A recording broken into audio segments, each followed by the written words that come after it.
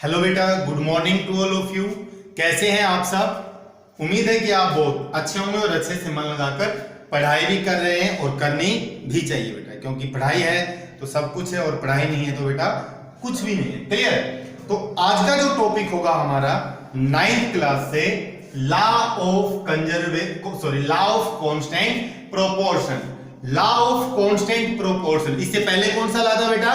Law of conservation of mass. Law of conservation of mass. अगर आपने law of conservation of mass नहीं पढ़ा है तो आप YouTube पर जाकर वीडियो देख सकते हैं। क्लियर? आपको अच्छे से समझ में आएगा विद एग्जांपल। उसके बाद है बेटा law of constant proportion. Law of constant proportion. Clear? हम यहां पर जो पढ़ते हैं बेटा वो NTSC और NSO साथ ही साथ पढ़ेंगे। क्लियर है? Law of constant proportion. Constant का मतलब डेफिनेट भी होता है। क्या होता है? डेफिनेट। तो इसको हम बोल सकते हैं, और में आगे नेक्स्ट में लिखेंगे is given by J Proust PROUST in 1799। Clear है बेटा? तो जे प्रोस्ट, जोसेफ प्रोस्ट ने दिया। क्लियर? कब? 1799 में। Is according to this law, according to this law.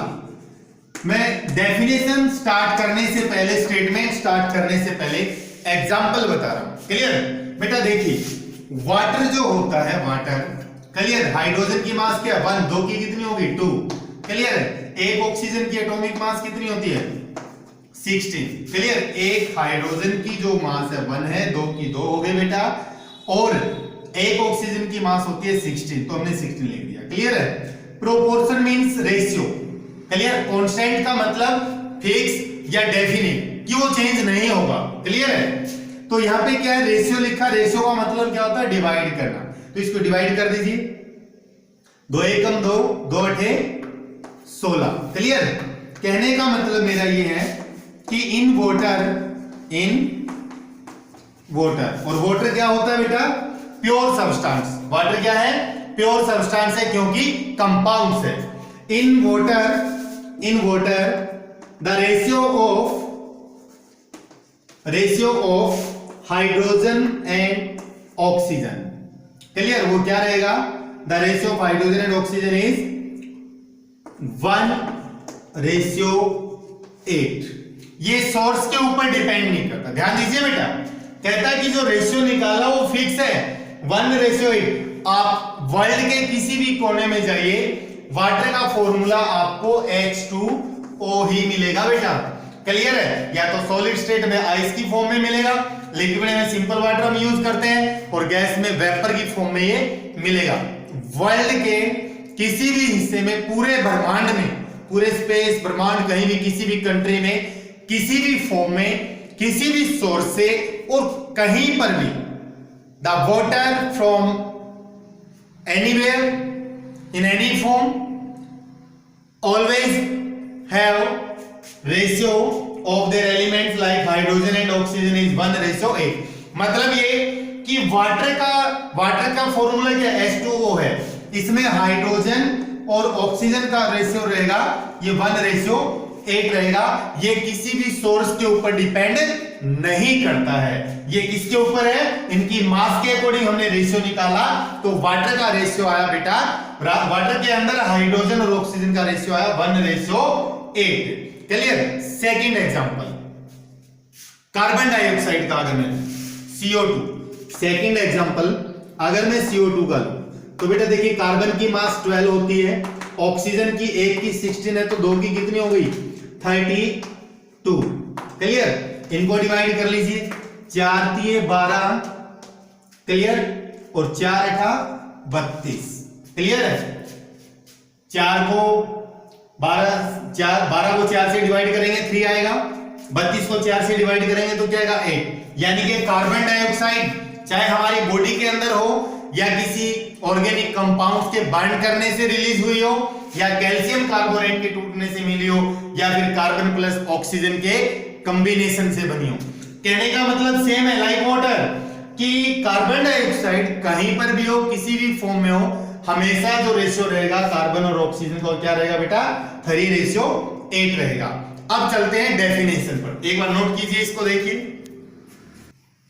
देखिए बेटा एग्जाम्पल हमने देखा वाटर और कार्बन डाइऑक्साइड का। कार्बन डाइऑक्साइड और वाटर दोनों क्या है, प्योर है। वाटर और कार्बन डाइऑक्साइड क्या है, प्योर है बेटा। क्लियर, ध्यान से समझना इसको। क्लियर, प्योर कंपाउंड्स है।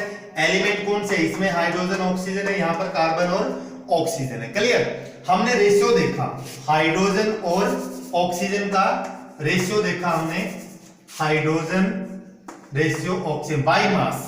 वाटर के फॉर्मूले में 2 हाइड्रोजन है तो 2 मास हो गई, 1 एक की 1 होती है। ऑक्सीजन की मास कितनी होती है 16, तभी रेशियो क्या है 1:8, 1:8। क्लियर बेटा, तो ये किसके अकॉर्डिंग देखा हमने, मास के अकॉर्डिंग। किसके अकॉर्डिंग, मास के अकॉर्डिंग। क्या था ये, प्योर सब्सटेंस है। क्लियर, क्या थे इसमें, एलिमेंट थे। क्लियर, इनका जो रेशियो देखा वो क्या था, फिक्स था, कांस्टेंट था, डेफिनेट था। क्लियर, अब देखिए सबसे पहले इसको लिखेंगे, is also called law of definite proportion. Clear बेटा, अब लिखेंगे statement according to this law, according to this law. Clear, यहां लिखकर छोड़ देंगे इतना बेटा। According to this law in a pure substance या compounds, in a pure substance और compounds. Clear, the elements always in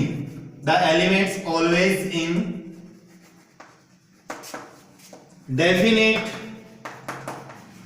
proportion, बिल्कुल सिंपल लैंग्वेज में बेटा, बाय मास। कहता है according to this law in a pure substance the elements are always in definite proportion by mass. Clear बेटा, example लिखिए, अभी बताया था आपको, इन वाटर। क्लियर, ऐसे लिखेंगे hydrogen oxygen 1:8। Second example in CO2। Clear, elements लिखने की जरूरत ही नहीं, नाम पूरा। कार्बन ऑक्सीजन, कार्बन की मास 12। क्लियर है, ऐसे भी लिख सकते हैं या फिर आप डायरेक्ट लिख दीजिए 3:8। ये 2 एग्जांपल आप नोट कर लीजिए बेटा। क्लियर, अब ये तो हो गई इसकी इंपॉर्टेंस, किसने ऐसा बताया, जो इसकी स्टेटमेंट थी कि कोई भी प्योर सब्सटेंस है उसके अंदर जो एलिमेंट्स होते हैं वो हमेशा फिक्स रेशियो में होते हैं बाय मास। ये इसकी स्टेटमेंट थी जो जोसेफ प्रोस्ट ने बताया 1799 में। अब बेटा देखिए, अगर इसका पॉजिटिव है तो कहीं कहीं इसका नेगेटिव भी रहेगा, और उस नेगेटिव को बोलते हैं लिमिटेशन। क्या बोलते हैं, लिमिटेशन। देखिए लिमिटेशन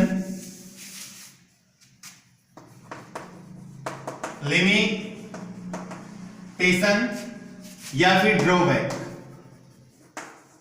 क्लियर बेटा, ड्रॉबैक,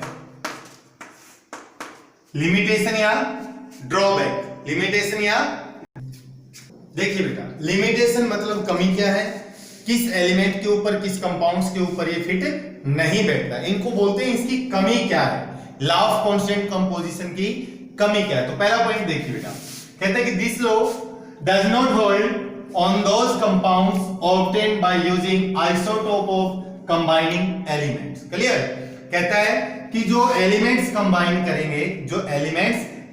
करेंगे, अगर बेटा उनमें से किसी भी एक एलिमेंट के 2 आइसोटोप है, 2 आइसोटोप, अलग अलग आइसोटोप यूज किए हुए हैं, तो ये लॉ उनके ऊपर फिट नहीं बैठेगा। फॉर एग्जांपल चलते हैं, एक में कार्बन डाइऑक्साइड हमने लिया है यहाँ पे कार्बन 12, और दूसरे में बेटा अगर हमने कार्बन 14। क्लियर, इधर 12 इधर 14, तो ये लॉ ओबे नहीं करेगा। क्लियर, यानी कि लॉ एप्लीकेबल नहीं होगा इसके ऊपर। क्लियर बेटा, नोट कीजिए इसको। और अब देखिए सेकंड पॉइंट लिमिटेशन का। क्लियर, सेकंड पॉइंट में क्या कहता है कि एलिमेंट्स में combine in the fix ratio, the elements may combine in the same ratio. Clear? Second point देखिए, the elements combine in the same ratio. Clear? यहां तक ध्यान दीजिए, कहता है कि एलिमेंट्स वो सेम रेशियो में है, बट द कंपाउंड्स फॉर्म्ड में be different. But the compound form में बी डिफरेंट. बेटा में बी डिफरेंट, यहां पे डिफरेंट लिखा है, समझ जाइएगा. क्लियर? कहता है कि the elements combine in the same ratio but the compounds form में बी डिफरेंट. कहता है कि एलिमेंट्स है उनका रेशियो सेम है, लेकिन कंपाउंड अलग अलग हो सकता है. एग्जांपल देखिए बेटा,